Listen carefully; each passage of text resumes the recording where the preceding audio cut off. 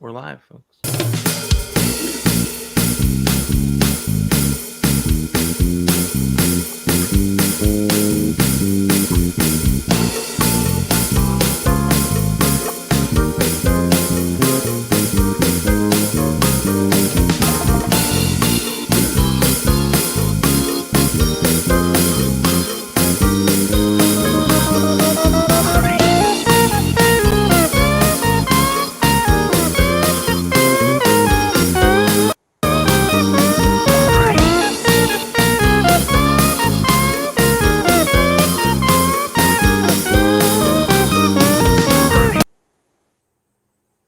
Hello, hello, hello.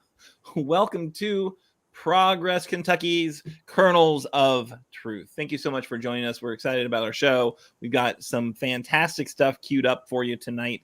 We are first going to do a news of the week, covering further efforts of our commonwealth to keep white people from feeling bad about our nation's history of racism.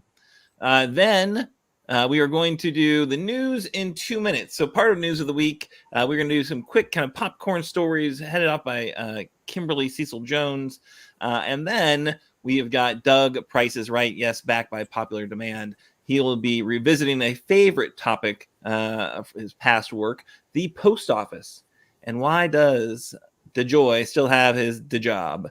Then we're going to dip into our call to action and events calendar with some great opportunities for folks to get involved, get engaged with a very significant and finite timeline and a possible amazing outcome.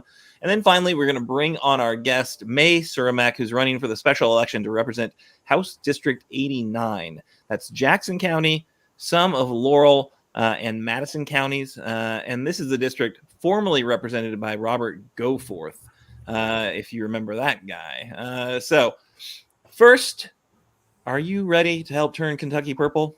We know our Commonwealth has some work to do. If we're going to beat back the tide of bad politics and policy from Frankfurt, from efforts to ban critical race theory to efforts to give as much of our tax dollars as possible to big corporations.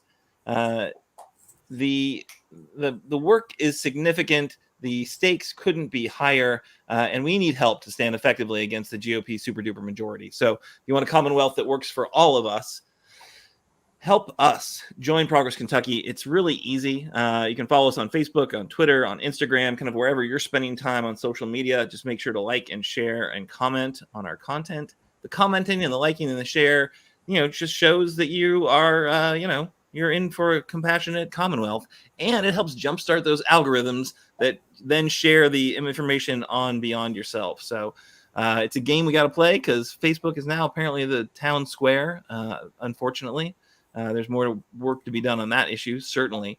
But right now, that's kind of what we got to work with. So, and hey, if you like the show, if you like Kernels of Truth, you can watch it as a podcast. You can rate it, you can download it, all these other things to help spread the word. So anyway, I want to get on with checking in with our amazing co-host. So as y'all know, this is a digital demonstration for a more compassionate Commonwealth, not just a bunch of talking heads. So what does your protest sign say today? We're at a protest. Bring a protest sign. Who are you? Where are you? And what does your protest sign say today? Let us know in the chat. If you've got a good sign, any sign, let us know, and we will maybe share it on the screen so other folks can see it. And I'm Aaron. I am coming to you from Childsburg, and my sign says, "White Kentucky. If you're not uncomfortable, you haven't been paying attention." That's my sign. And hey, back from a couple weeks hiatus, our dear friend Kimberly Cecil Jones. How are you, Kimberly? I'm doing great, Aaron. I missed you guys for those 2 weeks, and I miss all of our viewers as well and listeners. So I'm coming to you live from Louisville, Kentucky, and my protest sign would say today, hashtag Progress Kentucky will make Kentucky purple. Boom. Definitive. I like it. It's definitive. We're going to make it happen. There's no question mark. All right. Moving on to the man with a plan. the man who comes correct, Doug Price. Hi, I'm Doug Price from Harrison County.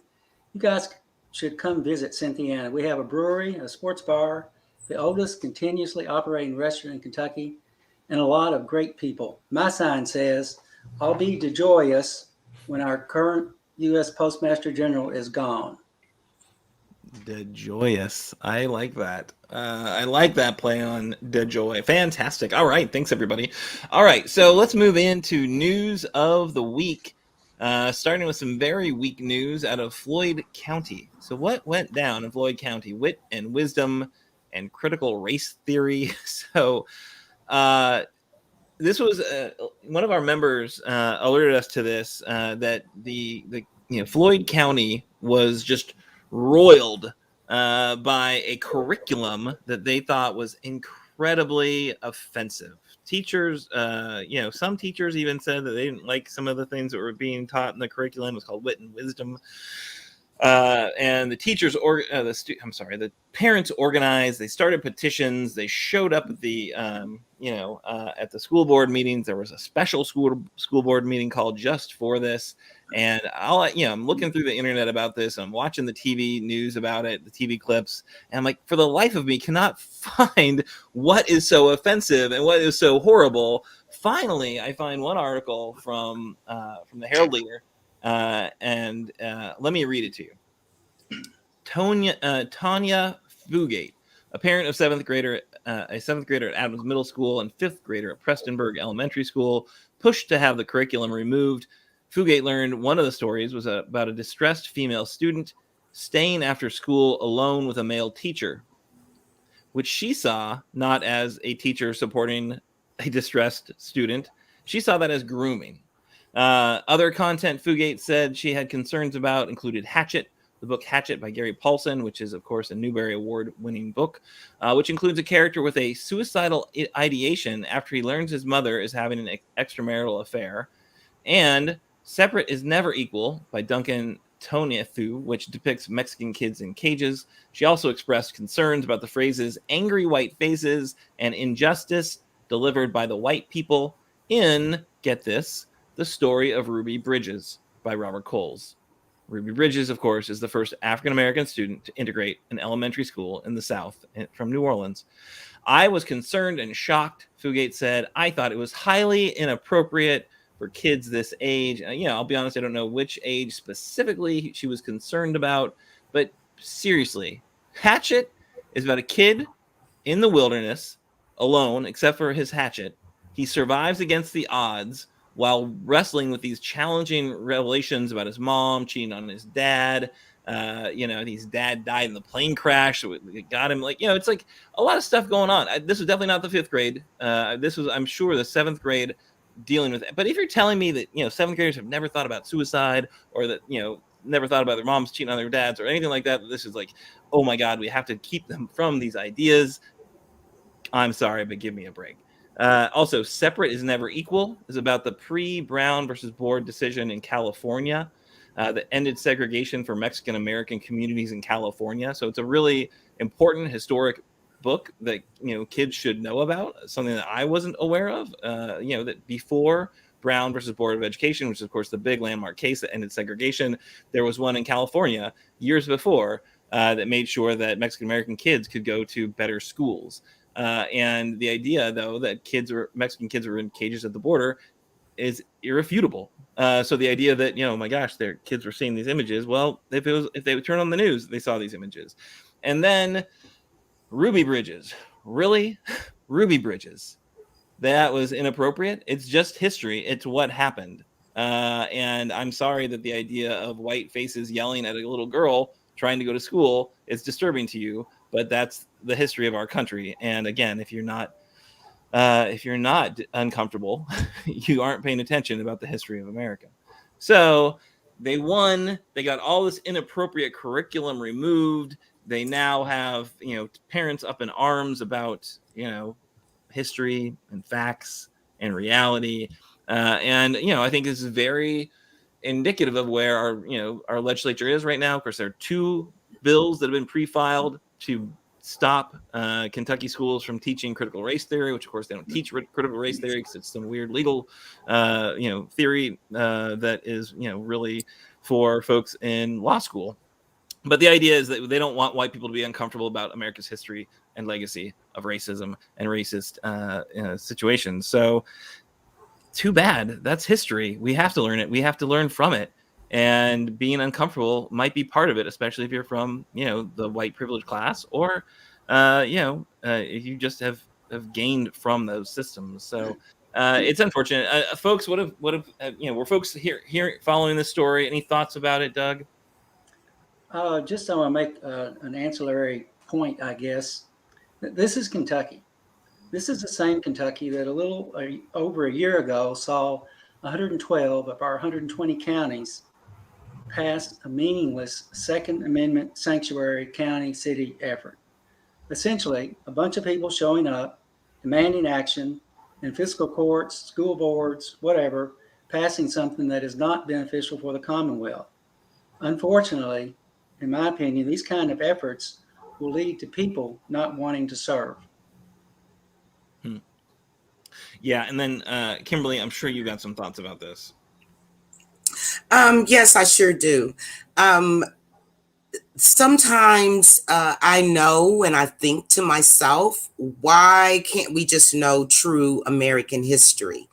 From border crises, from year to year, to the story of Ruby Bridges and all the other kids that were down there in Arkansas as well. They came into the school. There is actual footage, true footage to show exactly what happened. A lot of people do feel uncomfortable and say, hey, why don't the blacks just get over it? That was a long time ago. But if we really look and see what's going on in America, Black people are the only race in America that's told to forget it. We don't forget the Holocaust. We don't forget 9/11. We don't forget the major milestones of this country. So why should slavery and the civil rights movement and everything else be abolished?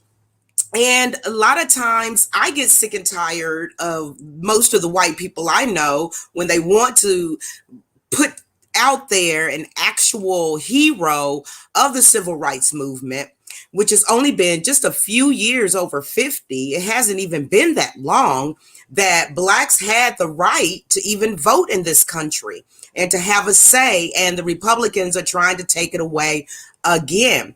But sometimes I get tired of people always bringing up Martin Luther King and not really knowing who Martin Luther King was. Martin Luther King was a socialist, and he believed in the government taking care of the people. And it's just so many different layers upon layers upon layers of this, Aaron, that it's hard to even explain in a little bitty amount of time such as this. But I think it is abhorrent. I think it is evil. I think it's nasty because as long as people do not know and understand what has happened in America, and I'm speaking from a Black woman, and also understanding that all of these systems in place give a certain race more privilege, no matter what socioeconomic frame that they come from. Most people I know, you can hide what religion you are. You can hide if you are LGBT, trans, or anything like that. You can hide what you do for a living, but you cannot hide from the color of your skin. Back to you, Aaron. Yeah, thanks, Kimberly. I know it's a weighty issue, and I think it's one that requires our Commonwealth to wrestle with. And I think our legacy of clearly slave owners existed in this state. There's been a lot of work to kind of elevate some of those stories to learn from them. But and look, a bunch of folks from the bluegrass telling folks in Eastern Kentucky, clucking our tongues and saying, "What are you doing?" I don't know that helps anything, but I just want to elevate because I think that as Doug pointed out, these types of efforts can spread far and wide in our Commonwealth, and pretty soon every county is going to be lining up to do something like this. And I think it's outrageous, and I think we will not ever do better as a nation until we learn and wrestle with our history. So moving on to one final news note from me before I throw it over to Kimberly. We wanted to circle back on Mitch's destructive efforts to filibuster the debt ceiling. So thankfully, 2 days ago, they averted the crisis despite Mitch's willingness to jeopardize trillions of dollars of economic activity, the full faith and credit of the U.S. government. Ultimately, he did line up 11 Republicans to vote to accept a 2-month extension of the debt ceiling. That, of course, is, all these Republicans voted for all these tax cuts and military spending. And then when the bill's coming due, they want to like step out on the meal, right? They don't want to pay for it because we're the party of fiscal responsibility again now that Trump's gone and Democrats are in charge. Now we're going to do everything we can to keep them from spending money. Really unfortunate to watch this go down. In a 2-month extension, what does that mean? It means we kick the ball down the road a little bit, and that Mitch does, in fact, if you remember a year back or so, he likes holiday season government shutdowns. He's created them in the past. But this concession was only agreed to after Majority Leader Schumer mentioned his interest in filibuster reform to address the looming crisis. But Trump and his friends on the right hated Mitch's move. Lindsey Graham called it a complete capitulation, which, Lindsey Graham knows about complete capitulations. Trump reportedly spewed on and on about how much he disagrees with Mitch's leadership at his Iowa rally last weekend. So damned by the right, damned by the left, Mitch sent out a nasty gram attacking the Democrats for being mean to him and letting them know the Republicans won't support paying U.S. debts again, no matter how much it destroys the economy. So basically his line in the sand is that they will never, allow the Democrats to do this work without filibustering it. That means they need to reform the filibuster. Democrats are going to need to reform the filibuster to allow the debt ceiling to be raised by a simple majority, or they're going to need to use reconciliation, which also requires a simple majority. And, of course, reconciliation has to have kind of very significant budget impacts, which this clearly would. But you only get to do it a couple of times a Congress. So as folks might know, the Dems are already underway on an effort to use reconciliation to pass the remainder of the Biden Build Back Better agenda. So that social spending, the child tax credit, the critical climate actions, that's stuff that wasn't included in the bipartisan infrastructure deal and needs to use reconciliation. Of course, the big question is, can we get all the Democrats on board to do the right thing, or is Joe Manchin and Kristen Sinema going to destroy the climate? So Mitch getting battered by the right and the left, I'm good with that. I'm happy to watch it. Any response on that one, Doug? Just a couple of short sentences. One thing I will say about Mitch, he is consistent with his convenient to him inconsistencies. Yes. Hypocrisy flows from him like an unending fountain. Kimberly, any thoughts on the debt ceiling, or do you want to just go into your 2 minutes news in 2 minutes or less? I'm just going to say, when it comes to Mitch McConnell, nothing is shocking, or, it doesn't cause me to blink, because he's going to do everything within his power. I don't understand why in Washington we put these people into power. I personally did not vote for him, but many people must have, because he won. Why we continue to have these politicians to represent us in Washington, and they're so partisan. When are we going to get back to the American people and what's good and right for every American, not just some? There we go. All right. So we have been promised that we are going to hear a sea of stories, important stories that Kimberly Cecil Jones will take us through in less than 2 minutes. So folks, get out your stopwatch and let's listen to the sea of news swamping us from Kimberly. Thank you, Aaron. I'm just drinking a little wine there from a winery right here in Kentucky. I always try to be Kentucky proud and support Kentucky businesses. But guess who's not running for Congress anymore? Congressman John Yarmuth. Yes, he's been in office ever since 2007. And he says that, he'll be like 75 years old if he were to run again. And he really just wants to spend time with his family. And I knew him very much personally when he was the editor-in-chief and also CEO of the Leo Weekly here in Louisville, Kentucky. And he's always been a very much a family man. But that has got to hurt, providing that he's the chairman of the budget committee. But there are some people that are ready to take the wheel, such as Attica Scott, Representative Attica Scott. And also Senator Morgan McGarvey has stated that he's putting his hat into the race. And also Aaron Yarmouth, which is the son of John Yarmouth. He's thinking about running as well. And he said that he will let us know in a short amount of time if he's going to do that. So that's something to think about.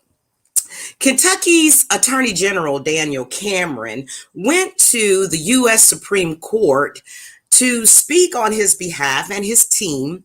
And they're trying to figure out if he will be able to legitimately be able to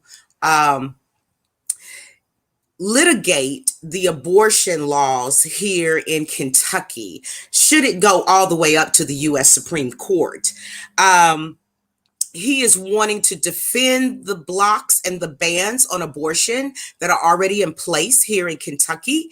And since the U.S. Supreme Court is not looking at that right now, but they can make a determination if he is legitimately able to defend that, if it ever comes to that. And also Daniel Cameron, he says that cities in Kentucky can only enforce concealed carry bans in buildings that have an ordinance.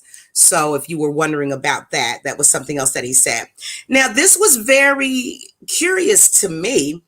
A study finds that Kentucky is one of the least energy efficient states, falling at number 41 out of 50 states. We have to get better about energy, about climate change, and being efficient with energy.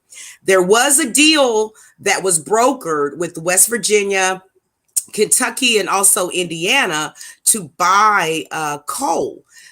However, Kentucky backed out and Indiana backed out as well. So yay, Kentucky, for one little small step for Kentuckians and our future for energy efficiency.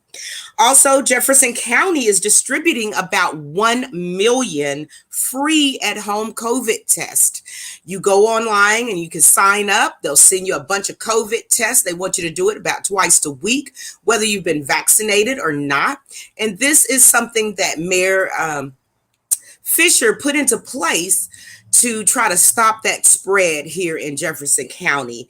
And last but not least, the Kentucky man from Cave City here in Kentucky, Mr. Robert Bauer, he was recently sentenced to just 45 days, 65 hours of community service work, and $500 restitution for being in part of the Capitol riot in Washington on January the 6th. Like, to me, that was a slap on the wrist. I don't know what you guys think. Put it in the comments and share this to all the people that you know, because we are talking about things that are so important to Kentuckians. Back to you, Aaron.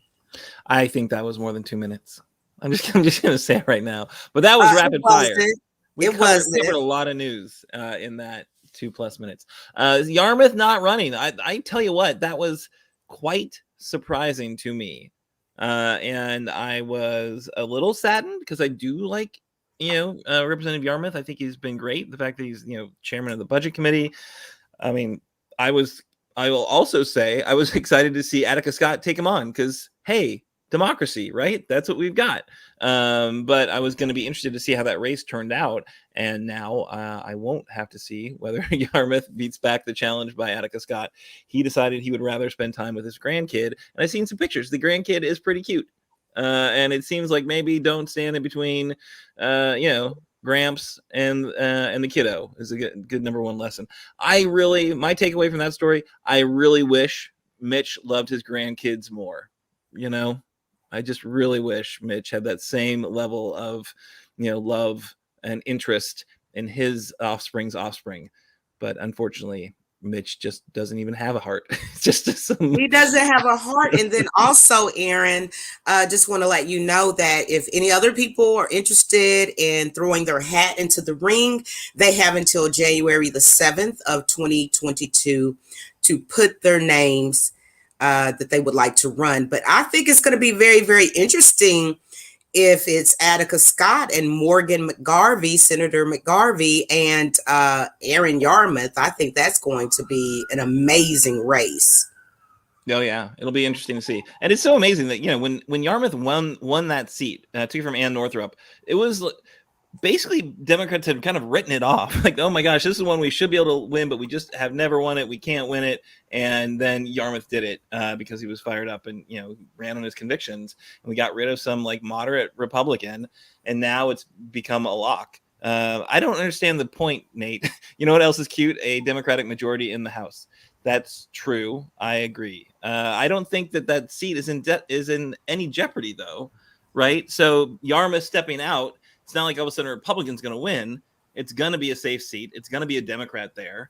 Yes, they probably won't be the chair of the budget committee, but I'm sure that whoever's appointed to that will do a great job. So I think that, yes, I would like a Democratic majority in the House. I would hope it continues. I will do everything in my power to make it so. And I would like to see a really competitive race for the 6th district again. In the past, we've had really competitive races for the primary in the 6th district. But, it doesn't know. I don't know if that's shaping up this year or not. So at any rate, let's move on. And we are going to go to the very famous, infamous segment. Doug Price is right.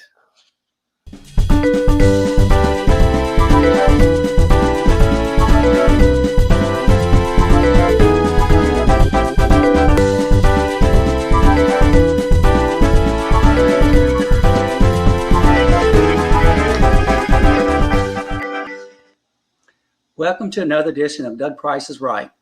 Tonight I'm going to be talking about the USPS and Louis DeJoy, who is the U.S. Postmaster General of the United States Postal Service.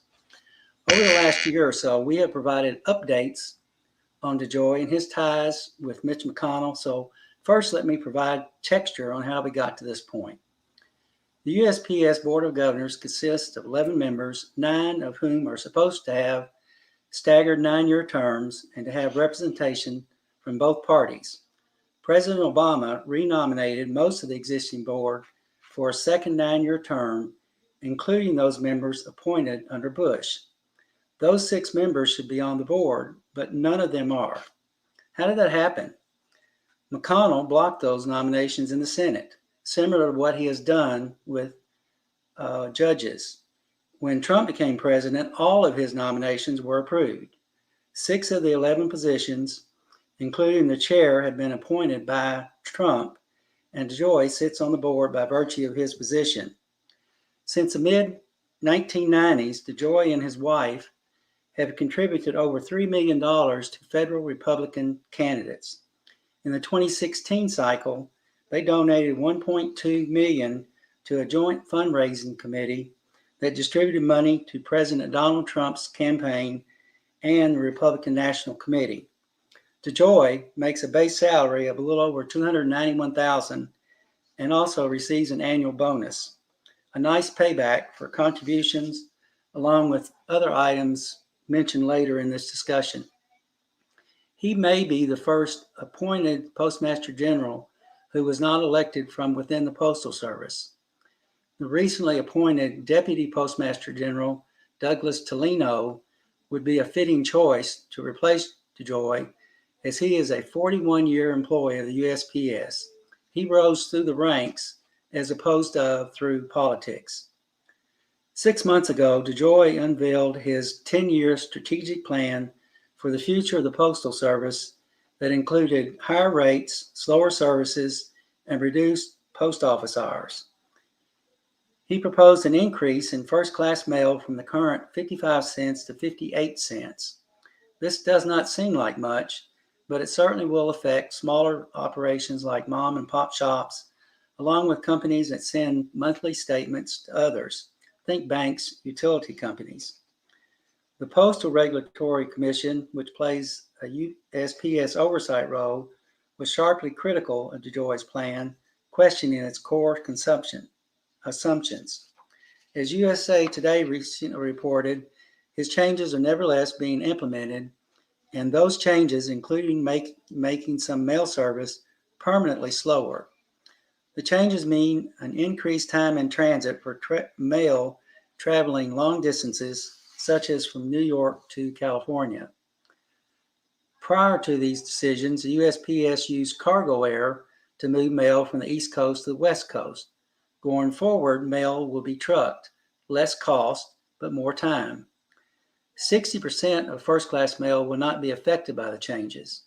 Of course, if you are one of the people waiting for delayed mail, that's cold comfort. The Postal Service started tracking annual first-class mail volume in 1926, and at that time, the annual volume for first-class mail was around 15 million.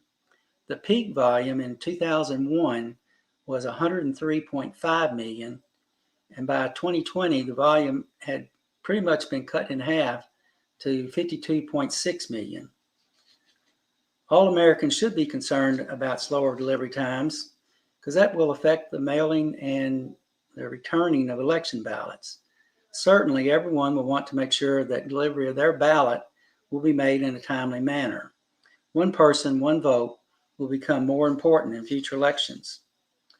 Aside from wrecking USPS, what is DeJoy involved with? DeJoy appears to be a great example of the old saying, where there is smoke, there is fire. DeJoy is facing an FBI investigation over a campaign finance scandal. Based on public reporting, the available evidence suggests it's a serious controversy.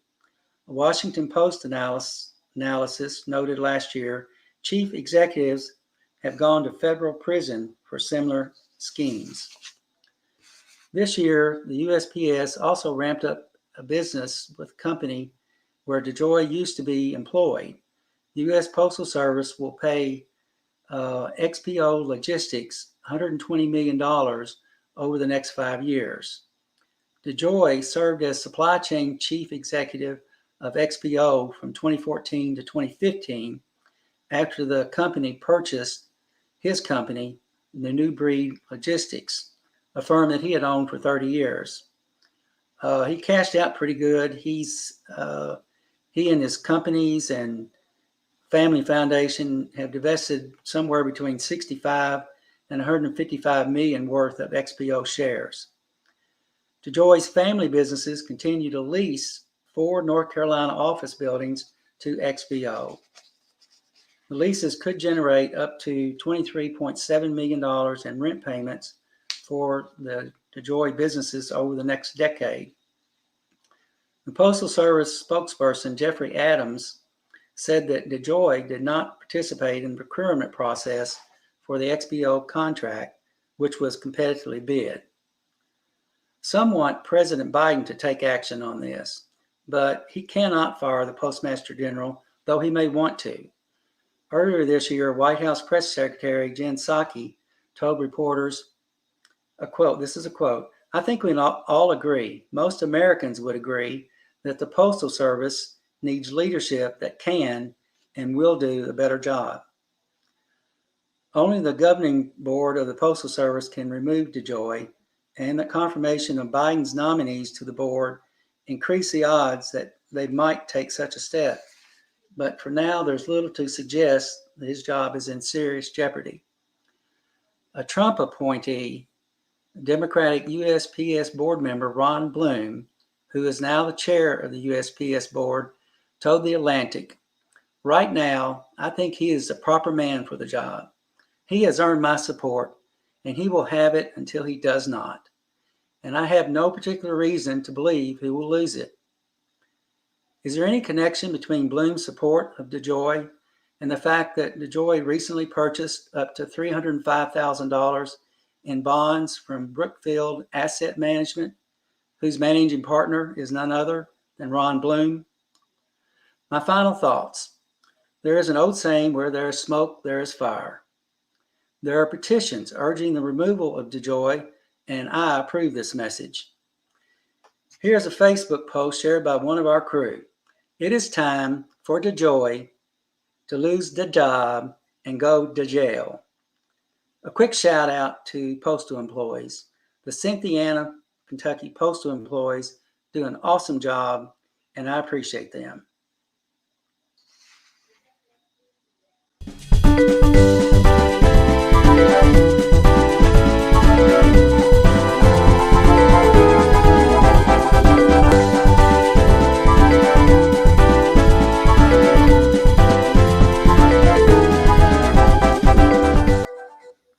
All right. Thank you, Doug Price. Always coming correct. And folks, before we get to our guest, Mae Suramek, the candidate for the special election to fill LD 89, vacated once Robert Goforth stepped down as his domestic violence prosecution got a bit more real. He decided to abandon his seat. But first, let me hit you up for Progress Kentucky. So if you like what you hear in Kernels of Truth, please consider supporting our efforts with a financial investment. We do have a goal of raising $1,500 for our current organizing projects. We still have, less than 20. We're less than 20% of the way there. We really would like to see that thermometer crawl upward. So if you want to help turn Kentucky purple, remember we've got just over 400 days until we have a chance to fire Rand Paul and celebrate at his retirement party. If you want to help make that possible, please make a donation right now. Hit us up on ActBlue, secure server, to make a donation to support our campaign and turn Kentucky purple. All right, so I am seeing right now that I think our guest is here. So we are going to move to our interview with Mae Suramek. Welcome, Mae. Thank you so much for taking time out of your busy campaign schedule to say hello to us. How are you doing? Of course. I'm so honored to be here. Thank you so much for having me. Oh, no, absolutely. I tell you what, this is a really interesting race. It's the 89th district. As I said, it was, once held by Robert Goforth. It is, all of Jackson County, some of Laurel County, and some of Madison County. Not seen traditionally as a Democratic stronghold, but it is it's a special election, which a lot of people have no clue that it's happening. So this is, it's a turnout effort for sure, and we're going to get to that in a bit. But I just want to say, Mae, I'm so impressed with your career path. From the media, I've learned that you once worked as a human rights investigator for the Lexington-Fayette Urban County Human Rights Commission.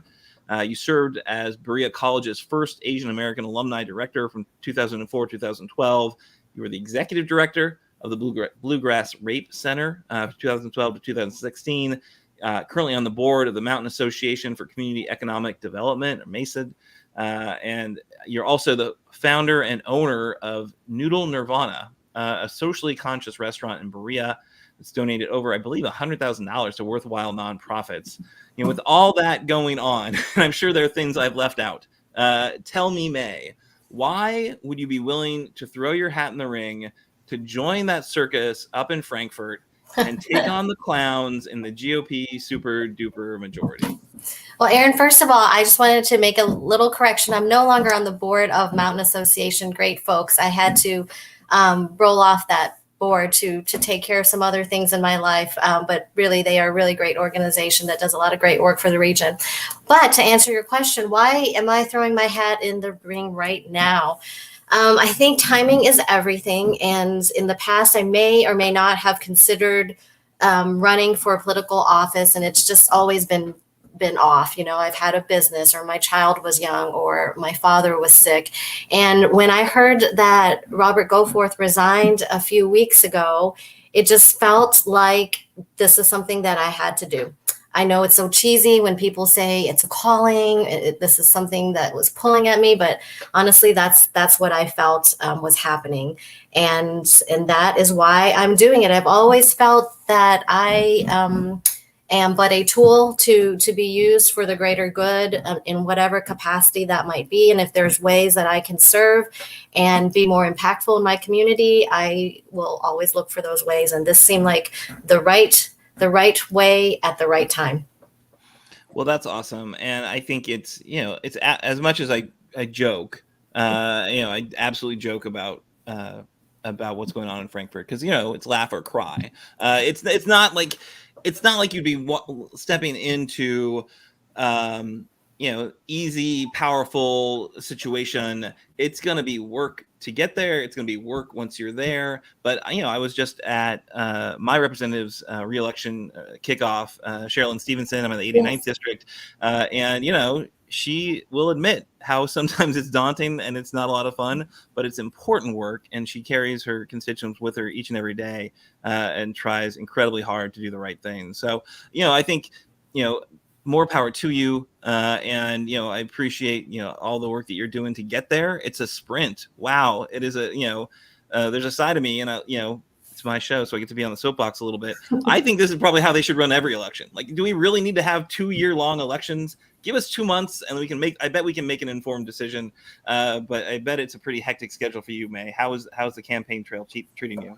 I think I might agree with you, Aaron. I don't know that I could handle a general election and step away from my restaurants or my life in the way that folks do. I think it's a real commitment there.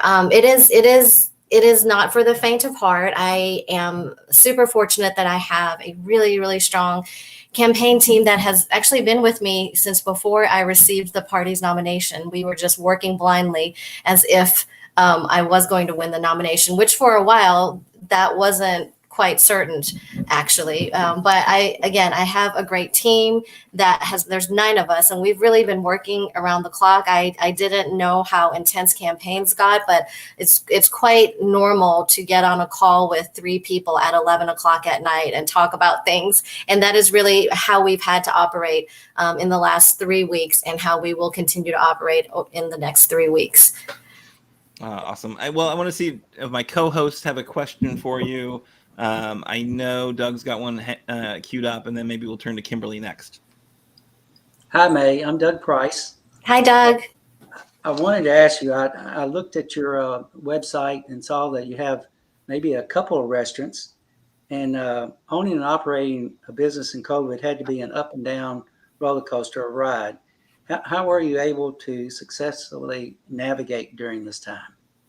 That's a really good question. I talked a lot about my restaurant operations last night. I met with the Central Kentucky Labor Council, and we were just sharing stories about some of the challenges with a lot of our hourly staff, particularly in the restaurant industry.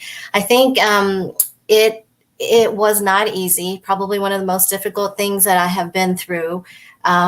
We as a staff, I have 14 people that work for us at our restaurants. And during the pandemic, we met weekly because nobody knew what to expect or how to deal with us, because it was our first pandemic. So we met weekly, and we sat and really talked about how it was that we're going to help everybody keep a roof over their house, keep a roof over their heads, how they were going to continue to support their families, how we were going to keep the business afloat. And it was quite inspirational, actually, to work as a team to figure out all those nuances. And we did everything together, from planning, which menu items do we need to cut down in order to save on labor? How will we adjust our hours so that they reach our prime audiences without wasting any overhead costs? And literally, we made every single decision like that together, and it proved to be beneficial for us. We didn't have to let anybody go. I mean, there were moments where we did have to shut down, and folks were able to benefit from some temporary unemployment. But for the most part, we didn't let anybody go, and everybody came back and still is working right now. I would think that being a legislator, you had to multitask a lot. So it sounds like the job that you've done with your staff and people you work with, particularly at Brea College, have prepared you for the job that you're going to have here in a month or so. I hope so. One thing or one way that I really feel that all my different lives have prepared me for this is that I have not had the luxury of not working with people who disagree with me.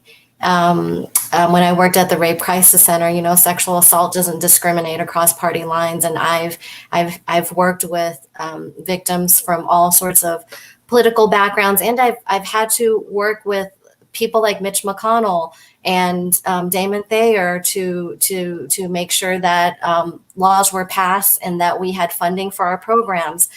In my restaurant, you know, we don't turn away people who aren't progressive. You know, in fact, I kind of welcome them into the restaurant over a bowl of noodles and hope that we can connect as humans first before we even get to the politics. So I hope to carry that with me. A lot of people think I'm way naive, and that I think that a word that was used last night was "you will get eaten alive in Frankfurt, May," and I may, but I'm really hoping that this approach that I've had for the last 20 years of my adult life that has worked, that has accomplished some things. It's not easy, but I hope that to carry that with me to Frankfurt and really start having conversations, difficult conversations that we haven't had in this polarized climate, and hopefully we'll be able to work to get some things done to better our communities. Fantastic. Sounds just wonderful. And I hope you're not eaten alive either. Me too. Although, you know, I hear your noodles are excellent. So, you know, people definitely enjoy those. But I don't think that should translate to you. All right, Kimberly, do you have a question for Mae? Yes, I do. Hi, Mae. I'm Kimberly Cecil Jones. My question for you is, I know that once you win, you'll have many different agendas that you would want to bring to Frankfurt. But what is the number one agenda that you would bring and hopefully be victorious in? Thank you for that vote of confidence and positivity. I'm going to just embrace that and take that with me. Yes, I get asked this question a lot. What are your legislative priorities?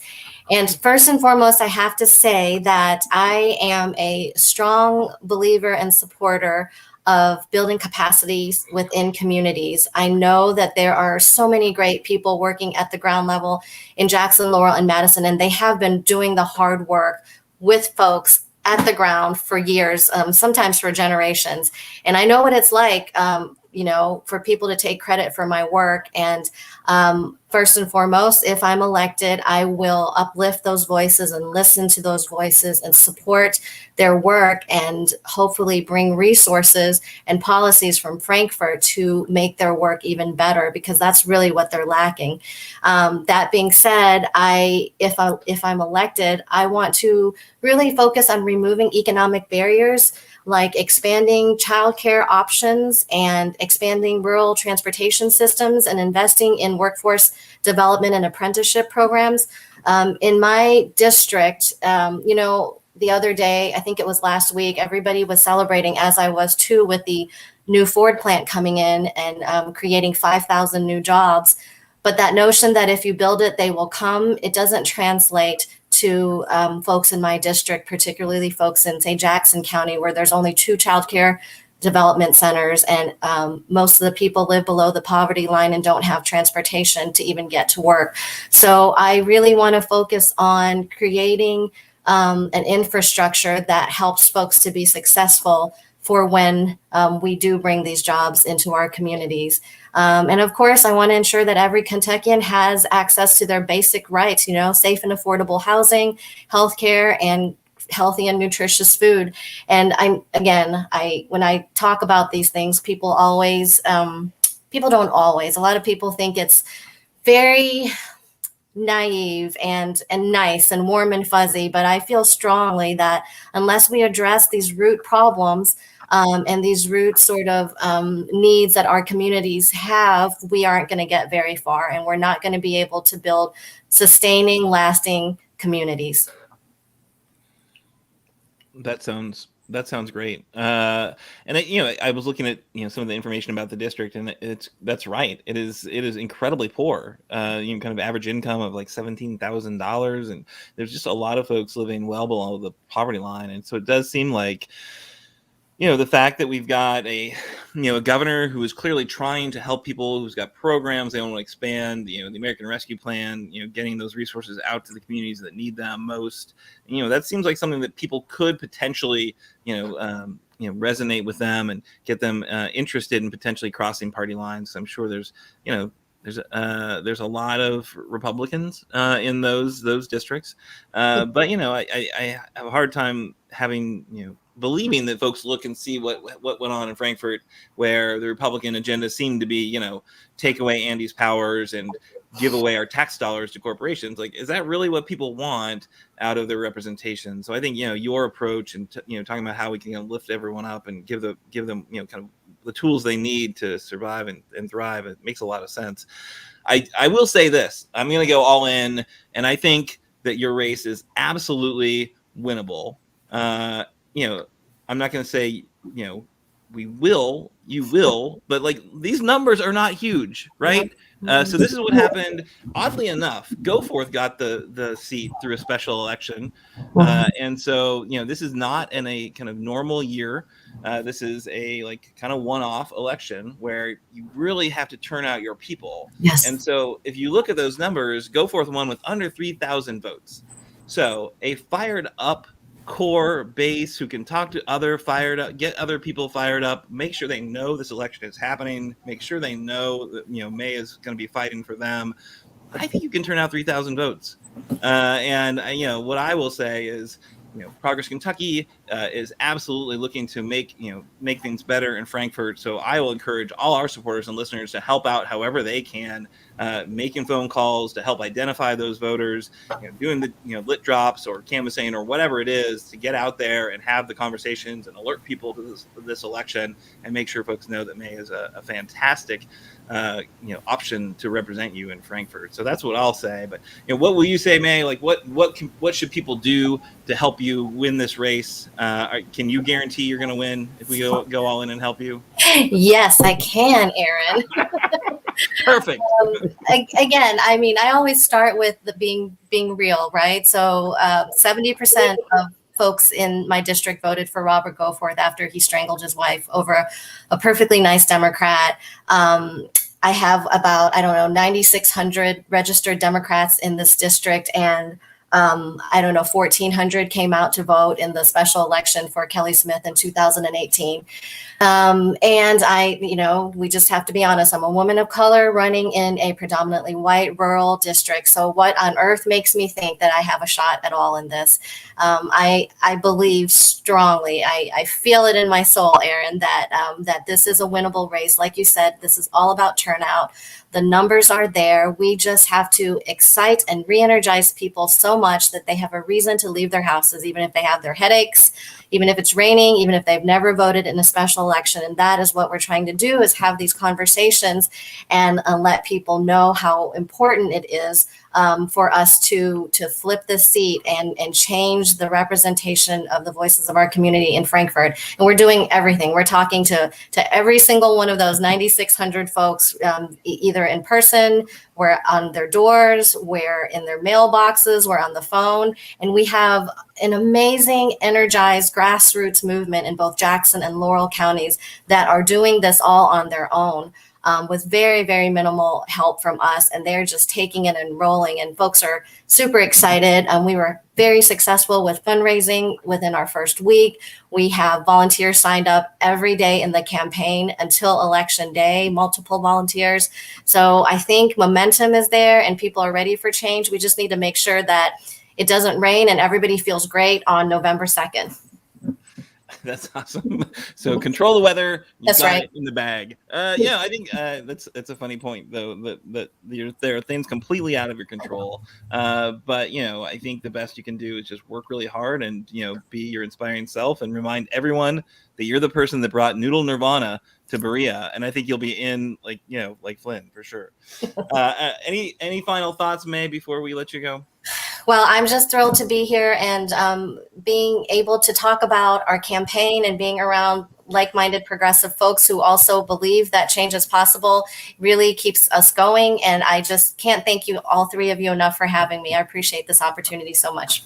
Well, absolutely. Good luck on the campaign trail. And like I said, I'm going to encourage all of our supporters, all of our members will mobilize, whoever we can to, help out, make the phone calls, show up for the door hanger events, go canvassing, and let's see what we can do. Why not, build some muscle here. An off-year election, a special election is a great opportunity. There shouldn't be off years. Well, there should. I maintain my original position. I think campaigns should be 2 months long. But I think the reality of it is we got to be building power at the grassroots level each and every day to get to where we want to be.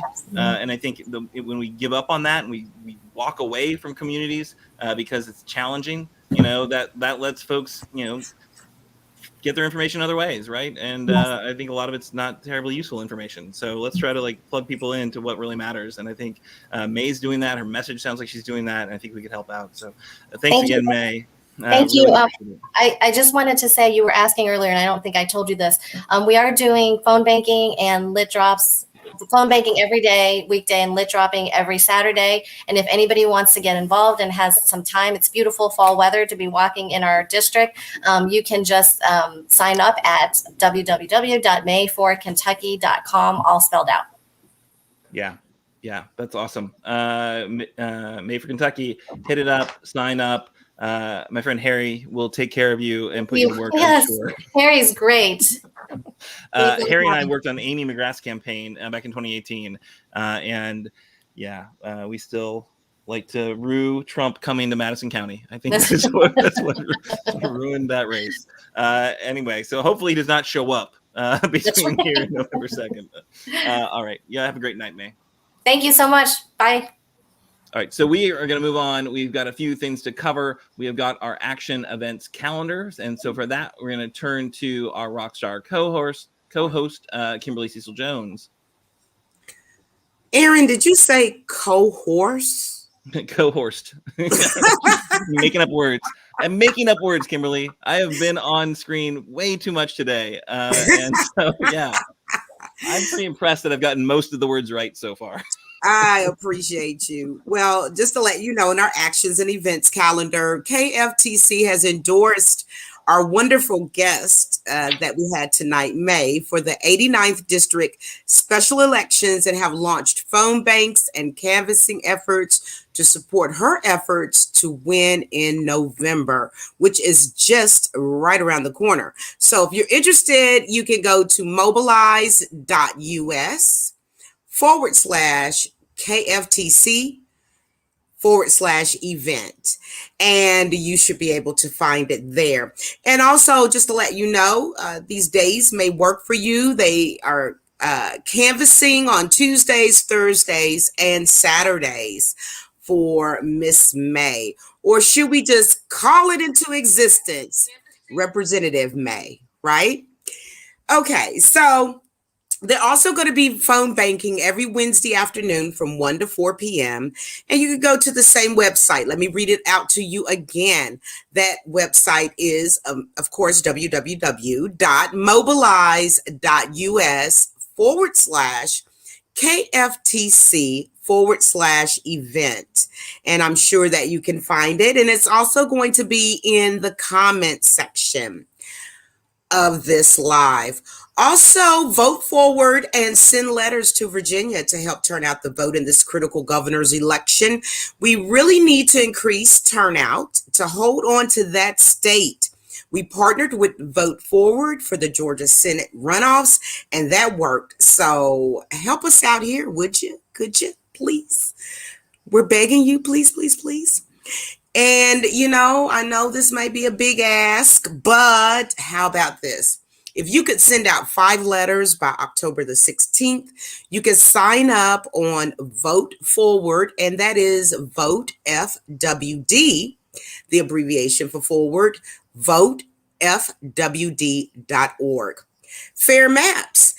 LWV is helping inform the redistricting process by a transparent electoral district mapping project and a series of virtual town halls. And they're doing this to explain their maps and the redistricting process. You can get on board with this. It's virtual.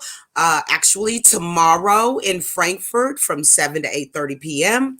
Monday in Louisville here in virtual 6 to 7:30 p.m. And for those in person that would like to come, all the information will be on that website of votefwd.org. It's also in the comment section as well of this live. And there will be in person also 5:30 to 7:30. And it's going to be beginning at 6 o'clock at the Lang House at 115 South Ewing Avenue, right here where I am in Louisville, Kentucky. How about this? Thursday, October the 21st in Lexington, 7 to 8:30 p.m. It's virtual. Tuesday, November the 2nd in Northern Kentucky from 6:30 to 8 p.m. And it's also virtual. For forum registration, information, and updates, visit lwvky.org,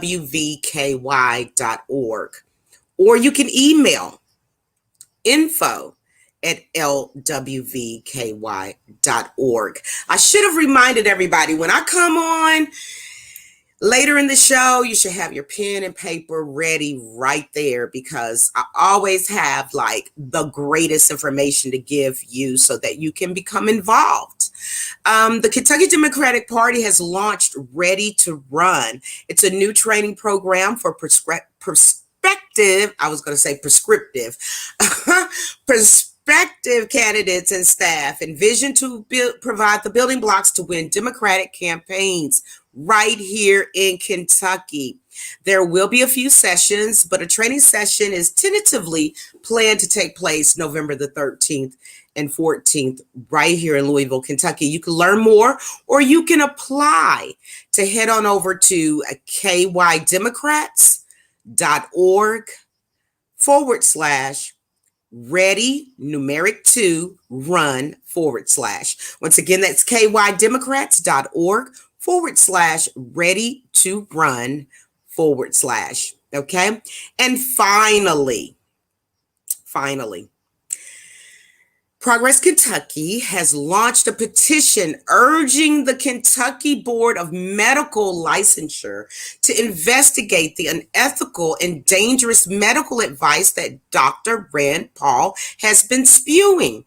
We're closing in on our signature goal. We are very, very close to 500 signatures, at which point we will file an official grievance with the board and hopefully get Senator Dr. Paul's Kentucky medical license suspended.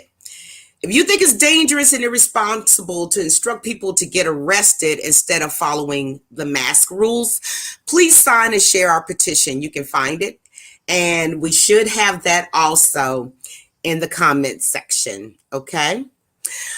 So those are some of the things that's going on, Aaron, here all across Kentucky, where people can get invited, engaged, and excited. I know it's been kind of a slump a little bit because there's been no really big elections going on in 2021, but we've had some time to breathe, get some fresh air, quit our jobs if we wanted to, for the mass exodus. Whatever the case may be, it's time to get back on the grind, because there are important races coming up as soon as November the 2nd of this year, and also many, many races next year. Back to you, Aaron. All right. So thank you so much, Kimberly Cecil Jones, hardest working co-host. I know it's true. You coerced me into this. You coerced me. I coerced you. I totally did. I called you up. I, said how great you were and that you need to be great on this show too. And you said, "Oh, Aaron, I suppose." All right. So we are going to go ahead and just close out, because I think we've run over an hour. We always try to keep it under an hour, and we always fail. So we always just have too much information to share with you and great guests to bring to you. So I'm going to go ahead and close out the show for this week. Next week on Kernels of Truth, we are not quite sure. So keep your eyes on Facebook or our Twitter feed. We'll let you know who to expect. I know there's another special election, so there's maybe a candidate out there that we could get.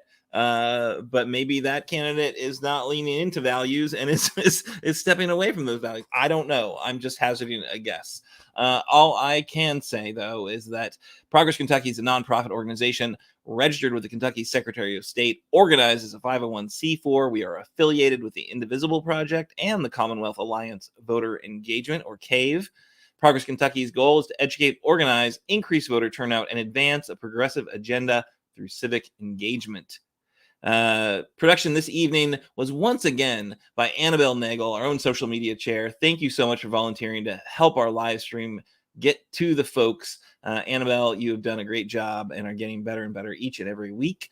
The Jones Report is a weekly live national local news talk conversation show that occurs, I think, every Sunday. Where are we at with this, Kimberly? Well, we are totally revamping the show, totally. So it will be on Sundays. We're going back to Sundays. All of our listeners and viewers said that they love Sunday. So I will take some of my NFL time to bring them more national and international news on the Jones Report. And you'll know first right here on Kernels of Truth. Some workshopping happening, some focus groups. They're trying to figure out exactly what it's going to look like, but yeah, it'll be back. Watch this space. Thanks, Nate, for the theme songs. You can find more information and music at natosongs.com. We had 2 NATO songs this evening with our Doug Price is Right theme song, and of course our Kernels of Truth theme song. And if you miss our weekly live stream on Facebook, don't worry, you can rewatch the shows. You can see our source links on Facebook and on YouTube. Although, yeah, I would say Facebook's the best place to go to rewatch the show, unfortunately. And if you prefer not to see me or Kimberly or Doug, we have podcasts available. If you are more of an audio type person, you don't need the video, you don't want to see the graphics, you don't need the flashy stuff, you just want to hear what we've got to say, the truth that we are dropping, like Kernels of Truth, go to your favorite podcast platform, and I'm going to pretty much guarantee you that we are there. Did a little bit of extra work in the past few weeks, and we are now on everywhere, pretty much everywhere. So you can find us at iHeartRadio, you can find us at Stitcher, you can find us at Apple, Google. Apple, of course, is the big one. But other people use other things, and now we're there. So if you think we've got faces for radio, listen to us on your podcast and enjoy the information that way. All right, so we're going to get out of here. I want to say thank you again to Mae Suramek. Oh, my gosh, what an awesome representative she will be. We are going to vision it into existence. And you there, one of the watchers on the media, come out and volunteer with us. Let's help her get elected.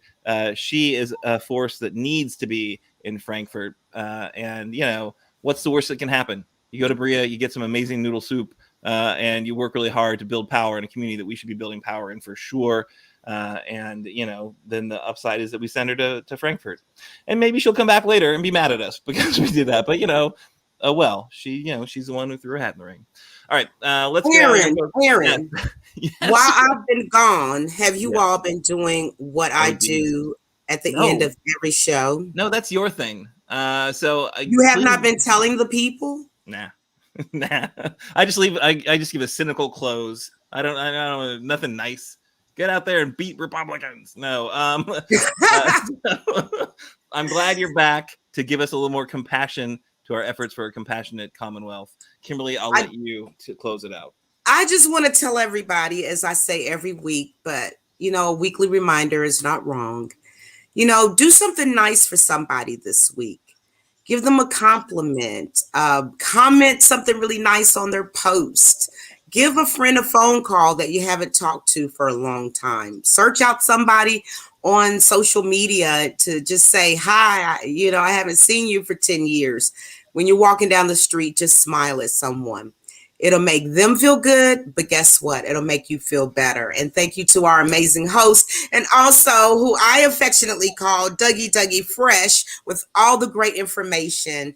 And Annabelle is so wonderful and great and beautiful. I'm so proud of her. I love her. She's like my little sister. So until next week, same bat channel, same time, Wednesday, 7 p.m. Kernels of Truth, telling the truth about Kentucky politics. See us next week.